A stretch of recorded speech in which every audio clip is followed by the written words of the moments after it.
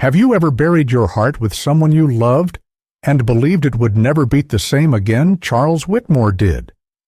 A brilliant pharmaceutical CEO, once hailed for saving lives until the woman he loved most lost hers to a disease he couldn't cure. From that day forward, he built walls no one could climb and called it healing. But life has its own way of testing the walls we build. When a mysterious assistant named Grace Miller enters his world, everything he thought he had buried begins to resurface: memories, regrets, and a haunting truth that could undo everything. What would you do if the person you trusted turned out to be the one holding a mirror to your deepest fault?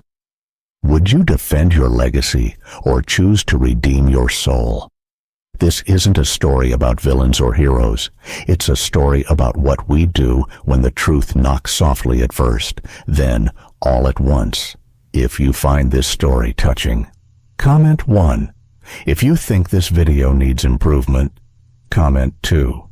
Now take a breath and let us bring you to the beginning, where grief met courage and love asked for a second chance. He buried his heart with his wife, but life had other plans.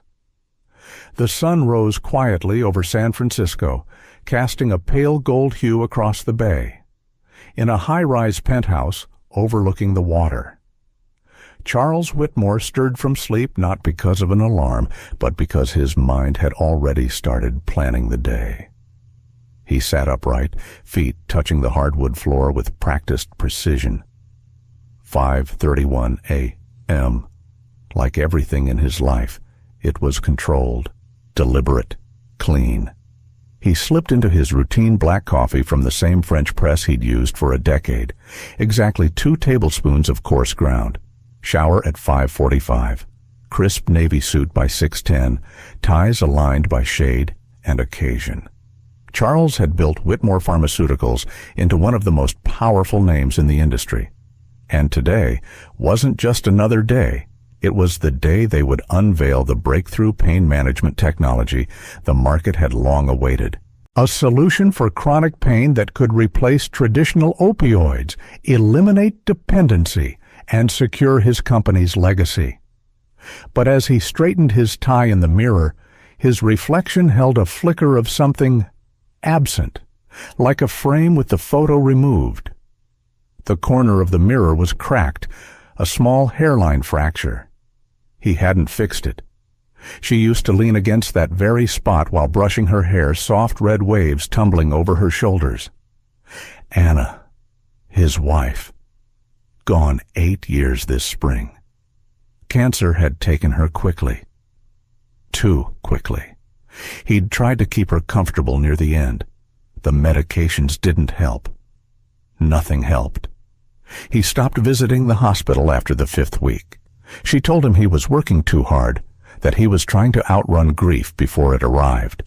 And when it did, it moved in quietly without protest and unpacked itself in the empty bed, the untouched closet, the way he no longer listened to music while shaving. After Anna's funeral, he told himself emotions were liabilities. That logic and efficiency would shield him from ever losing that kind of control again. He was mostly right. Until this morning. At exactly 6:27 a.m., his phone buzzed. Text from Patricia, his longtime assistant and right hand for nearly 15 years.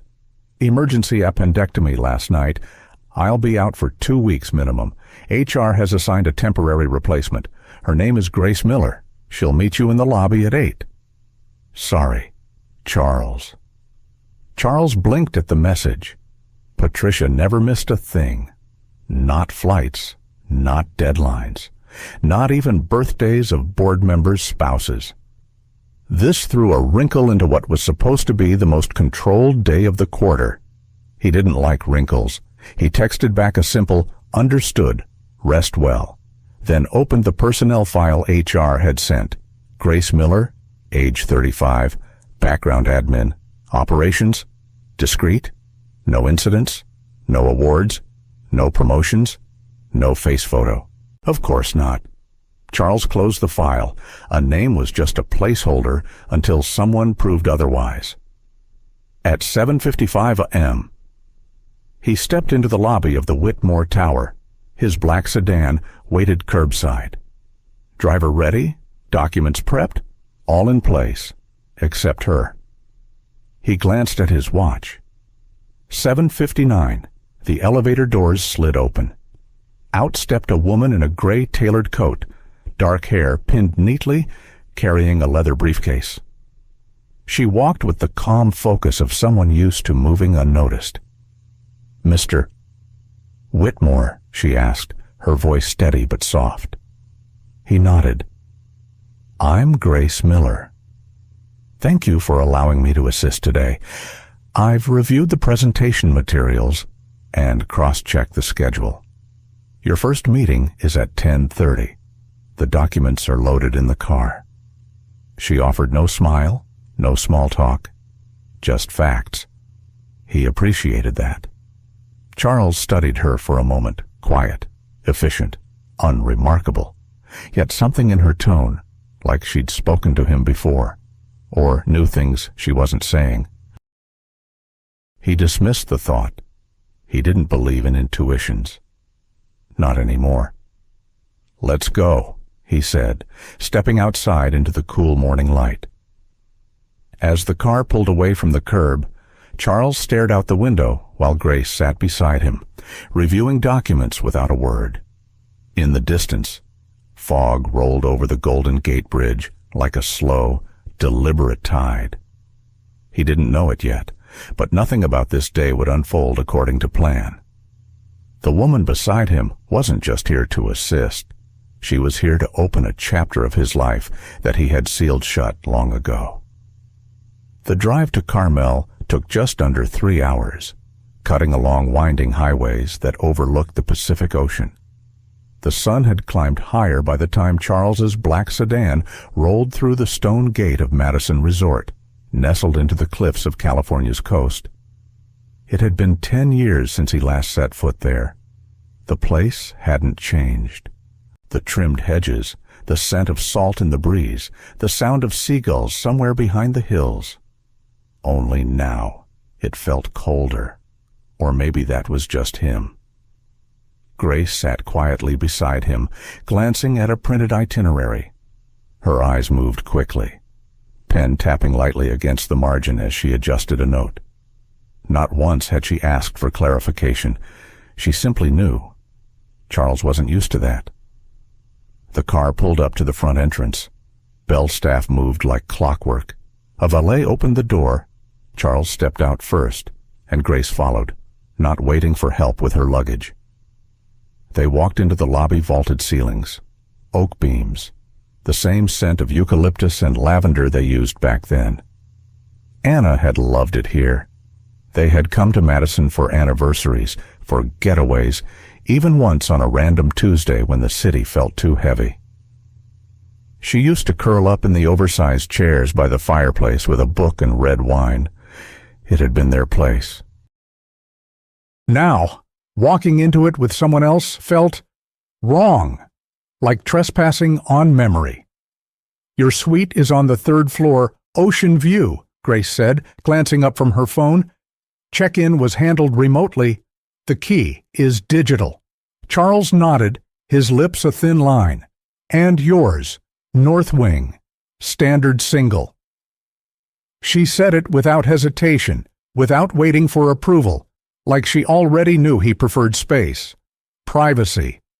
Later that afternoon, while Charles prepared slides in the conference room, Grace entered silently and placed a cup of coffee beside him. He looked down.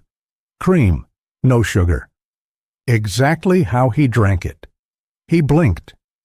"Did Patricia tell you no, sir?" she replied, not looking up from her notepad. "I saw you add cream but leave the sugar packet untouched at breakfast." It wasn't just the coffee. At lunch, she handed him the exact document he needed before he asked. During a meeting, she adjusted the thermostat in the room moments before he realized it was too warm. She scheduled a 15-minute buffer between his sessions, knowing he liked to review alone before speaking. It was like she had spent years working with him. But she hadn't. Not even a day. He found himself watching her more closely. Not in the way younger men look at beautiful women, though Grace was, in a subtle, graceful way, but in the way one watches a puzzle slowly assembling itself without ever seeing the box. It wasn't her appearance. It was her presence, like she was meant to be there, though he couldn't explain why. That evening, Charles returned to his suite as the sky outside began to turn the color of peach and amber. The ocean, restless and vast, stretched endlessly past his window. He set his briefcase down and walked to the minibar. There, next to the espresso machine, was a small bowl of sugar cubes and a creamer pitcher. But no packets, no stirrers. He frowned. The setup reminded him of something. He stood still. Anna used to do that. She hated the waste of single-use sugar packets. She would bring her own cubes from home, even when they traveled, even here. The hotel must have changed the standard amenities since then, or perhaps someone had asked. He turned away, unsettled by the sudden throb in his chest. Later that night, after a quiet dinner with board members, Charles returned to the suite. He expected silence. Instead, he found a handwritten note on the table. Your presentation has been revised per the last-minute policy update. I moved slides 14 and 17 as discussed. The draft is in your inbox. Let me know if you'd like further adjustments before the morning. Grace. Professional, efficient, but there was something in her handwriting looped, thoughtful, the kind of penmanship people don't learn anymore. Anna wrote like that. He closed the note, placed it beside his laptop, and sat down. For the first time in a very long time, Charles felt unsteady. It wasn't fear, or attraction, or grief. It was something quieter, something like familiarity, something like being known. The second day at Madison Resort unfolded with quiet efficiency. The conference meetings flowed smoothly, investor sessions, partner briefings, back-to-back strategic presentations. Everything moved like gears in a well-oiled machine. But Charles felt something unusual. Ease. Grace was always one step ahead. Without being prompted, she arranged documents in his preferred layout, offered context to certain names on the guest list, and kept unnecessary conversations from reaching him. She adjusted seating placements so the natural light didn't glare against the screen during his pitch. She even lowered the room's music before Charles had to ask. She didn't hover, she didn't interrupt, but she was always there, like a thought just before it turned into words. And for the first time in years, Charles didn't feel like he had to carry everything alone. That was new. By late afternoon, the last meeting had ended, and the sky outside shifted into a soft watercolor clouds, catching gold and blush pink above the western horizon. Charles declined the cocktail mixer. Instead, he walked the length of the resort's cliffside promenade. The ocean stretched endlessly beside him, waves kissing the rocks with ancient patience. As he rounded a bend near the gardens, he saw someone sitting on a wooden bench just beyond the path. Her back was to him, posture relaxed, yet focused. She held a pen in one hand and a small journal in the other. It was Grace. She hadn't noticed him. Her head was slightly bowed, hair loose now, brushing the collar of her navy sweater. The breeze played with it gently. One foot tapped slowly to some rhythm only she heard. She wasn't working. She was writing. Charles hesitated, then stepped closer, his voice quiet but clear. Didn't expect to see you off the grid, he said. Grace looked up. There was no surprise on her face. just the calm acceptance of someone used to being alone. Even machines need a break, she replied, offering a small, knowing smile. He chuckled once. What are you writing? A letter, she said, then paused. Well, not really. More like thoughts I can't quite put into categories yet. Business. She shook her head. Personal. Charles nodded, unsure whether to sit or walk away. Grace answered the dilemma for him by scooting a few inches down the bench. There was room. So he sat. The sea roared below them, deep and distant. I used to come here with my wife, he said after a moment. This very path. We stayed in the same suite every year. She loved the sound of the water at night.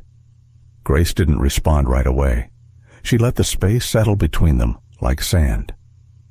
I came here with my mother once, she said finally. Only once. But I remember it vividly.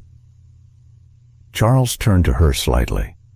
She was a nurse, strong, smart, fiercely honest. That kind of honesty that doesn't always do well in corporate settings. There was a pause. She died 5 years ago, Grace continued, voice soft but unwavering. It wasn't just illness. It was what came before. She tried to speak up, to tell the truth about something she'd seen. But no one listened, or worse, they made sure her voice didn't carry. Charles felt the muscles in his jaw tighten, instinctively defensive, but Grace wasn't accusing. She was remembering. She was let go, quietly, professionally. No lawsuits, no headlines, just a woman who had spent her life helping others, now jobless and unheard. She didn't look at him. Her gaze stayed on the horizon. Not every truth finds its way to the surface, she said quietly. But the sea remembers. The words floated between them. Heavy, honest, unfinished. Charles didn't know what to say, and perhaps, for once, that was the point. He looked out toward the water again. The waves were soft now, rhythmic, like breathing. Grace closed her journal and stood. I should go prepare your materials for tomorrow's keynote, she said, brushing the sand from her coat. Charles nodded, rising slowly. Thank you, he said, not for the work, for something else he couldn't yet name. She gave him a glance measured, thoughtful, then walked back up the path, disappearing behind the trellis of climbing ivy. Charles remained behind for a while longer. The bench felt colder without her, and the sea louder. The grand ballroom at Madison Resort shimmered in warm amber light, casting soft glows on glassware, linen, and polished wood floors. It was the kind of evening designed to impress wine glasses never empty, conversations always circling back to mergers, markets, and mutual gains. Charles had hosted evenings like this before, countless, in fact, yet tonight felt off-center. Maybe it was the scent of eucalyptus in the air, the same as the room where Anna had spent her last anniversary. Or the music old jazz standards, not quite loud enough to distract, just soft enough to stir memory. He stood near the fireplace, nursing a glass of neat scotch, watching names in suits orbit each other like polite planets. Tom Barlow, his longtime CFO, approached. Where's your shadow? Tom asked casually, scanning the room. Charles smirked, probably adjusting the lighting or predicting tomorrow's headlines. She's efficient, Tom said, raising his brows. Almost too efficient. Charles didn't reply. Instead, his gaze drifted toward the ballroom entrance, where a new wave of guests arrived. And then time slowed. She stood beneath the arch of golden sconces, still, poised, grace, but not the grace in gray coats and quiet presence. This grace wore a deep emerald dress, floor length, with a simple slit that moved like silk in water. Her hair, normally bound in quiet submission, now fell in soft waves down her shoulders. No glasses. A pair of understated earrings caught the light each time she turned. She wasn't trying to be noticed, but she was seen. Conversations tapered. Eyes followed. And Charles blinked. She walked with that same quiet confidence, but tonight it carried something else, self-possession. She made her way toward the crowd, acknowledging nods, speaking softly with a few colleagues she had met earlier that day. No false charm, just quiet composure. Tom elbowed him lightly. Still think she's just admin support. Charles said nothing. The evening blurred into wine and hors d'oeuvres. Charles found himself distracted, half-hearted in conversations, glancing toward the space where Grace stood. When their eyes finally met across the room, she held his gaze for a beat longer than necessary. Not flirtatious, not cold, just present. Later, during the formal dance portion of the evening, someone from the board approached her, asking for a waltz. Grace declined with grace. Then, moments later, she turned toward Charles and nodded once. It was barely perceptible, but he moved. They met on the dance floor as the quartet began an old Sinatra tune. Charles offered his hand. She took it. Her fingers were warm. "You clean up well," he said, almost awkwardly. Grace gave a soft smile. "So do you." Their steps fell into sync with surprising ease. Charles hadn't danced in years, not since Anna. And yet, somehow, Grace made it effortless. For a moment, the ballroom faded. There was only the rhythm, the soft pressure of her palm, and the question rising in his chest. He asked it when the song ended and the applause politely fluttered. "Would you like some air?" he said. She nodded. They stepped out onto the terrace, the cool sea breeze meeting them like a long-forgotten friend. Below, the ocean rolled gently, waves gleaming under a half-moon. Lights from the ballroom flickered behind them like a separate world. Grace leaned against the railing. Charles stood beside her, hands in his pockets. The silence wasn't heavy. It felt earned. "You don't look like the woman I met yesterday," he said at last. She turned her head slightly toward him. "And you don't seem like the man they describe in the press." He chuckled, then looked away. "Is that a compliment or a warning?" "Just an observation." He glanced at her. Really looked. "It's strange," he said slowly. "You've been here less than 2 days, and yet I feel familiar," she offered gently. He nodded. "Exactly that." Grace turned back toward the ocean. Some things echo before we realize we've heard them before. A beat of quiet passed. Then, with a slight tilt of his head, Charles asked, "Who are you?" "Grace Miller." She didn't answer, not right away. Instead, she looked out over the waves, her profile catching the silver light. A softness in her eyes, a sadness he hadn't noticed before. Finally, she turned toward him and said calmly, "Clearly, we'll get to that, when the time is right." And then she walked back inside, leaving Charles alone with a breeze, a question, and the growing realization that the woman he thought he understood might just be someone he'd never truly seen at all. The third day at Madison Resort dawned crisp and quiet. Charles rose early, as always, though the sleep he'd gotten was thinner than usual, more like a pause in thought than true rest. He'd dreamed of waves, of a woman he knew and didn't.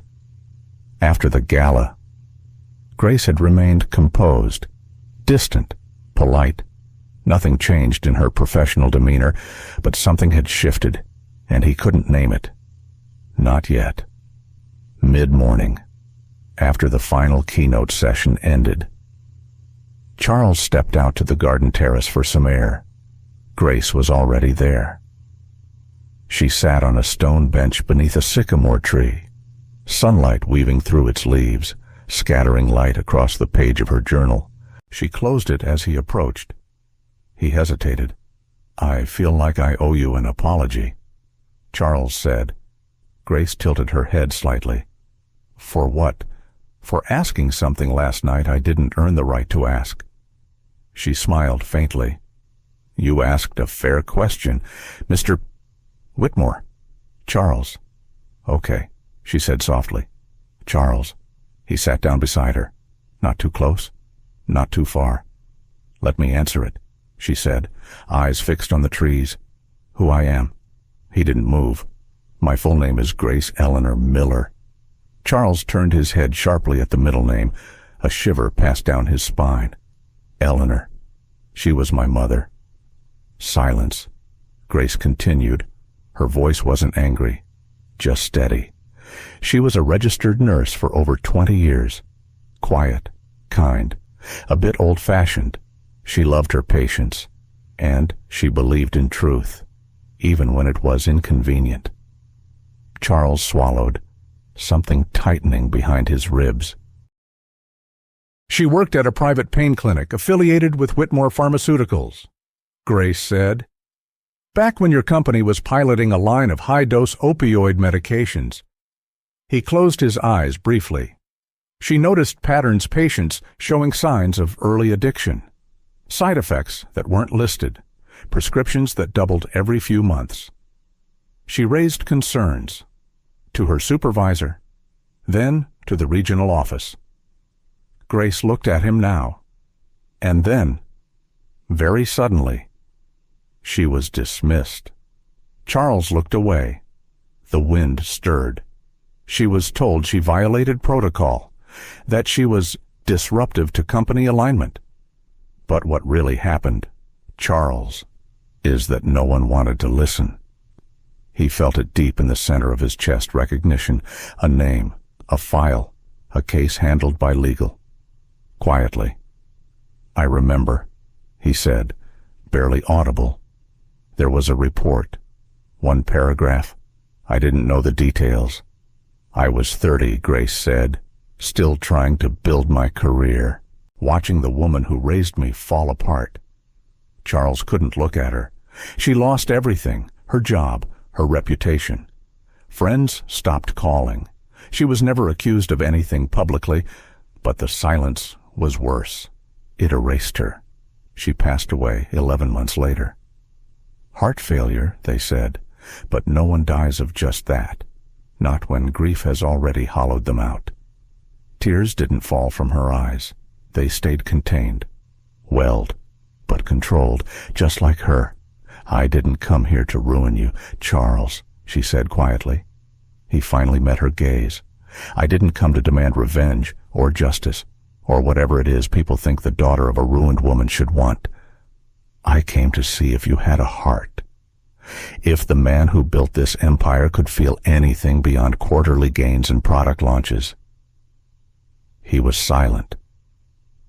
"I watched you from a distance for 18 months, she continued. "Took a job at a small branch.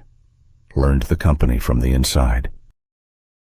Not to take it down, but to see if it could change. If you could." Charles stared at the ground. His thoughts spiraled. Names, boardrooms, decisions made under pressure. He hadn't thought of Eleanor Miller in years, and now her daughter sat beside him, not screaming, not accusing, just asking to be seen. "You didn't know," Grace said, "but now you do, and knowing changes things." "Doesn't it?" Charles closed his eyes. "Yes," he said, voice hoarse. "Yes, it does." They sat in silence. The breeze picked up, carrying the scent of sea air and something else, memory. Maybe. Grace stood slowly, brushed her coat sleeve. "I have a meeting to prep for," she said, quiet but firm. Charles didn't stop her, but as she walked away, her words lingered. "I came to see if you had a heart." And for the first time in years, He wasn't sure how to answer. The room was too quiet, and yet too loud. Charles sat in the armchair by the window of his suite, staring out at the inky black horizon beyond Carmel Bay. A full moon hung low, pale and knowing. The luxury around him, marble floors, vintage decanter, custom lighting felt like paper walls. Useless, decorative, not protective. He couldn't sleep. Every time he closed his eyes, her voice came back, not Grace's, Anna's, his late wife. Are you proud of everything you've built, Charles, even if it meant stepping over people you'll never meet? He had dismissed the question then, with a kiss, with silence, with the gentle arrogance of a man who thought the world would forgive him for being efficient. But tonight, it echoed with unbearable clarity. He stood up, poured himself a glass of water. It tasted like regret. Charles had always been a man of structure. He conquered chaos with plans, turned emotions into spreadsheets. But tonight, no amount of logic could insulate him from one truth. There had been casualties, and now one of them had a name, a face, a daughter, and she wasn't angry. That more than anything unraveled him. It was nearly midnight when Charles stepped out of the resort and walked toward the beach. The air was cool, layered with salt and memory, the kind of air that peeled back pretenses. Sand crunched beneath his loafers, and then he saw her, Grace, sitting alone again on the same bench near the shore, backlit by moonlight. She didn't turn when he approached, didn't flinch. She'd known he would come. Charles stopped beside her. Neither of them spoke. The waves filled the silence, for them rising, retreating, endless. After a long moment, he sat down, not close, but close enough. He didn't know what to say. She didn't ask him to. Some mistakes, Charles said quietly, breaking the stillness. Live longer than we do. Grace turned slightly. Her eyes caught the moonlight, softened by fatigue, but still quietly alert. I didn't come to hear you apologize, she replied, voice low. I know, he said, but I need to anyway. She looked back toward the water. Charles exhaled, slow and shaky. He felt like a man walking barefoot over glass, aware of every step, every past decision that now cut differently. I built an empire, Grace, brick by brick, deal by deal, and for years I convinced myself I was doing good, creating jobs, funding research, saving lives. He paused, but I also knew when to look away. Grace didn't speak. She let the admission float in the dark like a confession too heavy for daylight. I didn't know what happened to your mother. Not fully, but I knew. Someone was silenced. Someone paid the price so we wouldn't lose momentum. She folded her hands in her lap, still wordless. Anna, my wife.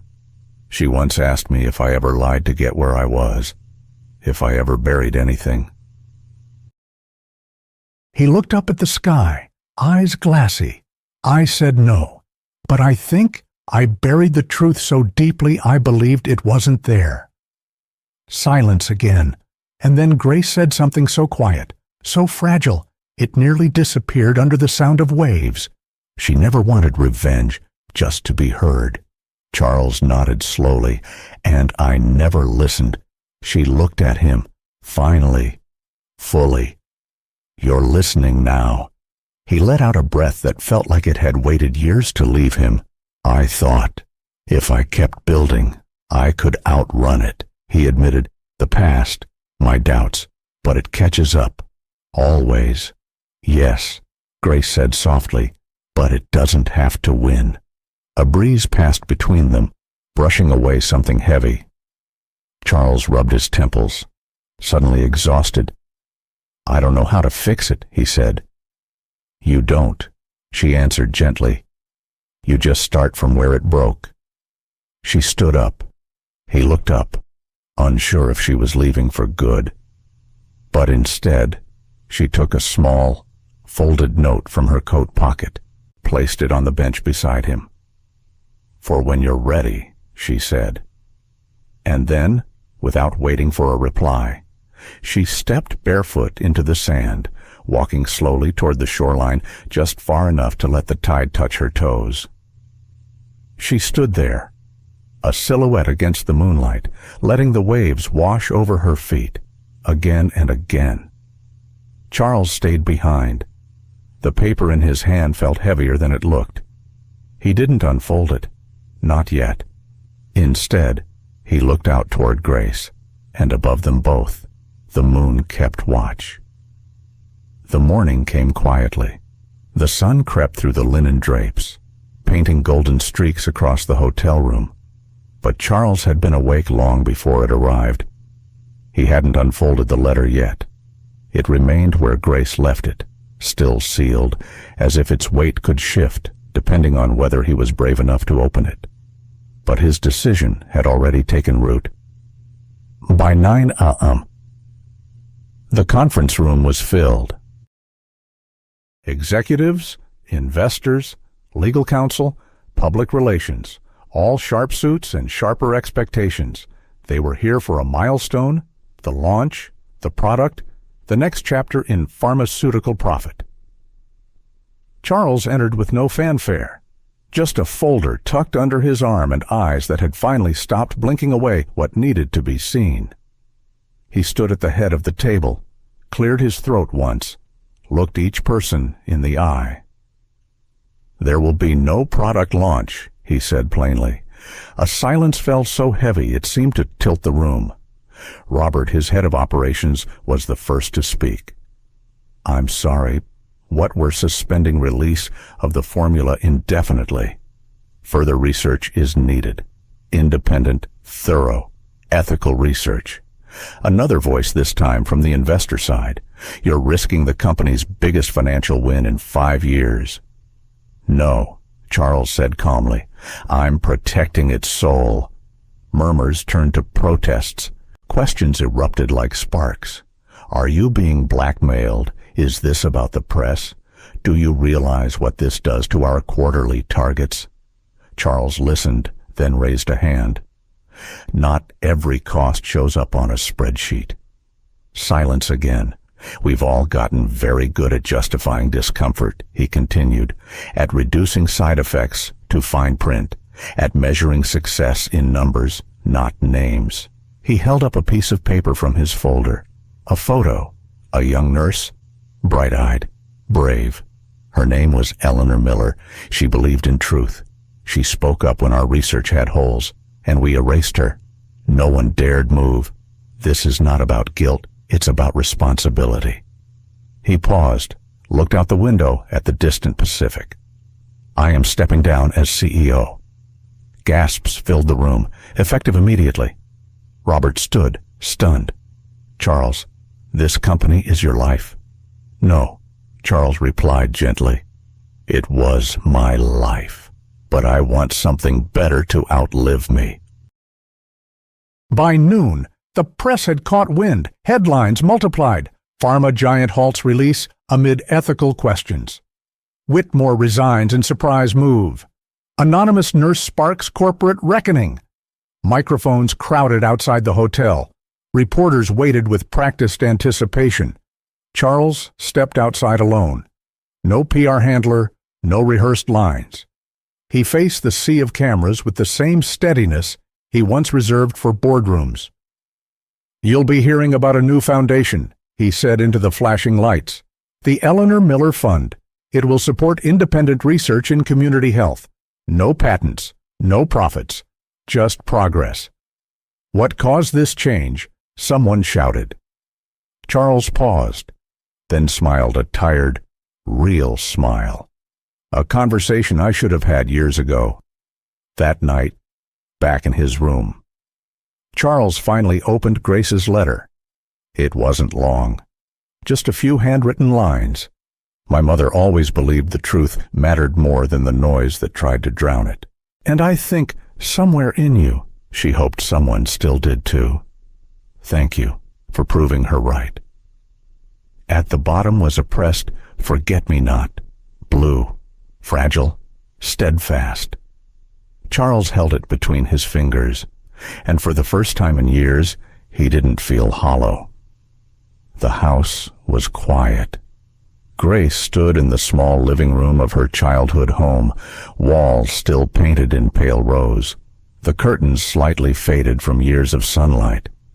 Dust floated gently in the afternoon light, like time itself had slowed its breath to let her linger here. She hadn't returned since her mother passed. It felt smaller now. Or maybe she had simply grown beyond the weight of silence it used to carry. The shoebox was right where she remembered, in the bottom drawer of the old pine cabinet, wrapped in her mother's favorite scarf. Lavender silk, worn soft with age. Inside, photos, a hospital badge, a few letters, and one envelope. Still sealed, still untouched. It had her name on it. Grace. No last name, no date. Just her first name, written in the delicate, looping script she could recognize in the dark. She had found this letter years ago but couldn't bear to open it. What if it said goodbye? What if it explained everything and broke her all over again? But now, something had changed. Grace took the envelope and sat at the edge of the couch, the same one her mother used to nap on during long shifts. She held the letter in her lap like something sacred. And then, finally, she opened it. The paper was thin, and the ink slightly smudged in one corner. But the words, those were steady. My dearest Grace, if you're reading this, it means I didn't get to say things properly. Maybe I was too proud. Maybe I thought I had more time. But here's what matters most. I see you. All of you. Even the fire you try to hide. Even the pain you pretend you don't carry. Grace paused, eyes stinging already. There are people in this world who will hurt others and never lose sleep. But you, Grace, you were never made for revenge. I know you're angry. I know what happened to me hurt you in ways you may never fully understand. But please, don't let that become your compass. Don't let my story turn into a weapon. Let it become a light. Don't turn justice into punishment. Turn it into healing. Grace pressed the paper to her chest. A soft sob escaped her lips. Not the kind pulled from grief, but from recognition. From being seen without having to explain. You have something I never had, someone who might still listen. If that day comes, speak gently, even if your truth shakes the room. Healing isn't loud, sweetheart. Sometimes it's just two people choosing not to break each other, even when they could. And Grace, whatever you decide to do, I trust you. I trust your heart more than any court or cause or campaign. With all my love, Mom. Tears streamed freely now, but they weren't bitter. Grace cried for the years they lost, for the words left unsaid, but mostly she cried because this letter didn't ask for justice. It asked for grace, and finally she understood the name she'd been given, not as a label, but as a legacy. She folded the letter slowly, deliberately, held it to her lips, then placed it back into the box, not to forget but to carry forward. Outside, a breeze stirred the curtains.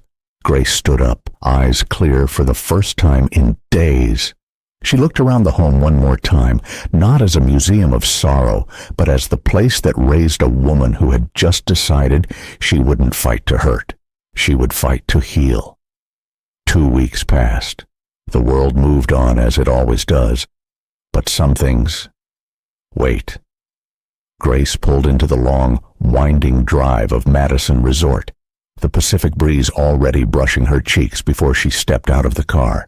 The sky wore its late afternoon gold, softening the edges of everything it touched. She hadn't planned to come back. Not here, not now. But something had pulled her gently but persistently, like the tide reaching for the shore. The same way she used to reach for her mother's hand without looking.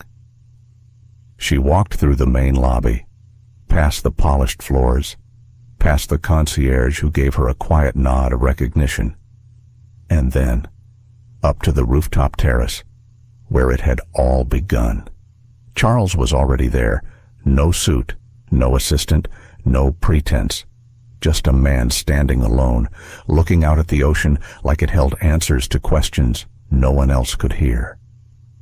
He turned the moment she stepped onto the terrace. For a second, neither of them spoke. Grace took in the subtle changes. He looked different, not younger, not older, but lighter, somehow. As if he'd stopped carrying things that weren't meant to be his. His voice was quiet, but steady. "I didn't know if you'd come." Grace stepped closer. Neither did I. They stood a few feet apart, the wind playing softly with the hem of her coat. The silence between them not uncomfortable, but sacred. Charles looked down, then back at her. His eyes were clearer now, grounded. "I can't fix everything," he said, "but I'll never stop trying." Grace blinked. A slow breath escaped her, and then she smiled. Small, certain.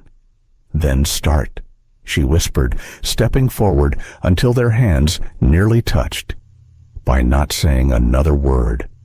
And just like that, the space between them vanished. Grace leaned in first, or maybe Charles did. It didn't matter, because by the time their lips met, the world had fallen away. There was no clock, no boardroom, no past too heavy to carry. Just a kiss, soft, searching, then sure. It wasn't the kind of kiss born of longing or fueled by desperation. It was the kind that said, "I see you, and I'm still here," the kind that lingers, not on skin but in memory.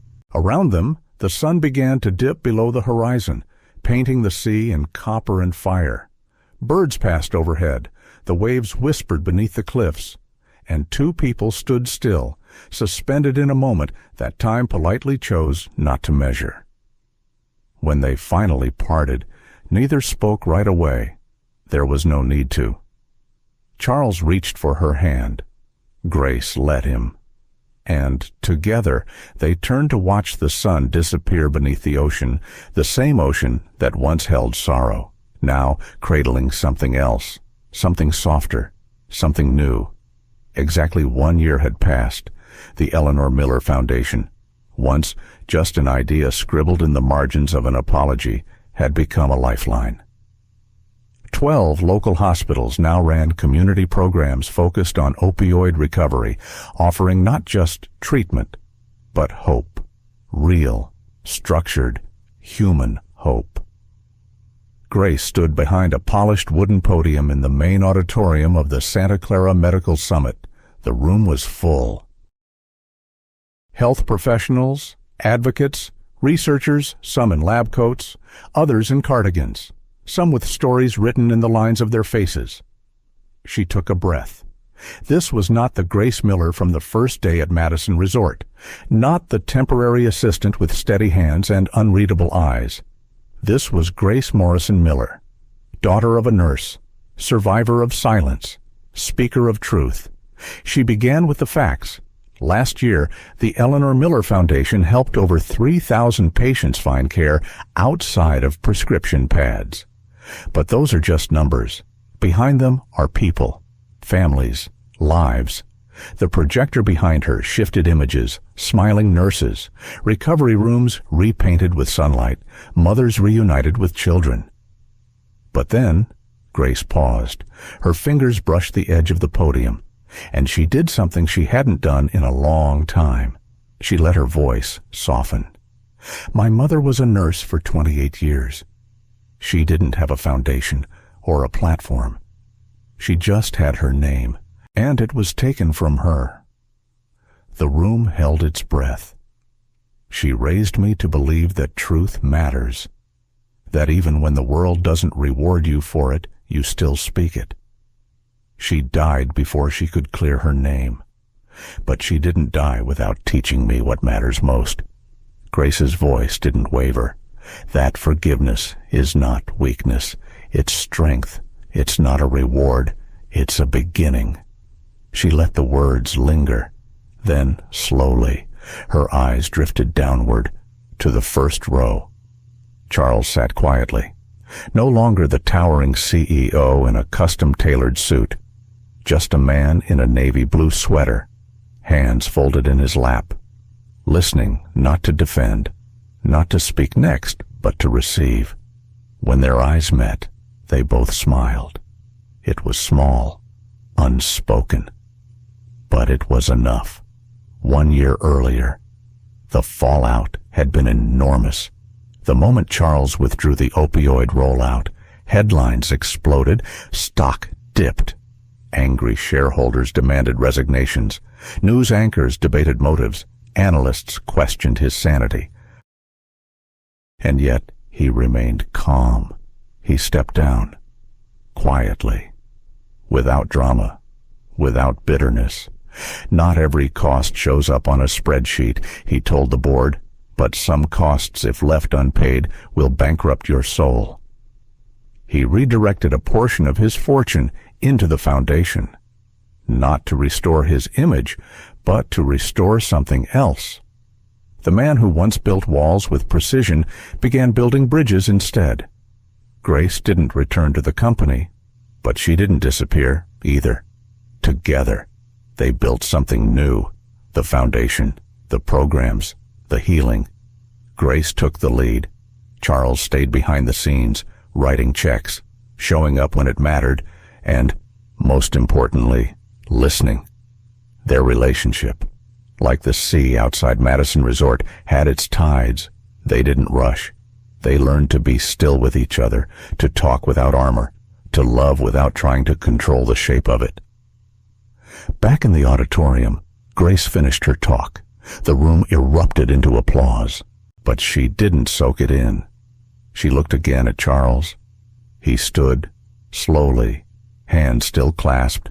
No cameras, no headlines, just two people in a quiet exchange that said, "We made it." Later that afternoon, they returned to the ocean. Not the rooftop this time, but the actual shore, barefoot in the sand, their shoes dangling from their hands. Grace's hair danced in the wind. Charles rolled his pants up to the calves, the sea foam licking his ankles. No one needed to say what this place meant. The sea had heard their confessions. Now, it cradled their peace. They stopped near the rocks, where tide pools formed little mirrors between the stones. Grace looked out at the horizon. She would have liked this. She whispered. Charles nodded. She'd be proud of you. A pause. She'd be proud of you, too, Grace said quietly. He turned to her. You think so? She reached up, touched the soft gray at his temples. Not because of the foundation or the hospitals, but because you finally let someone see your heart. He looked down. It's not a perfect heart. She smiled, brushing her fingers against his.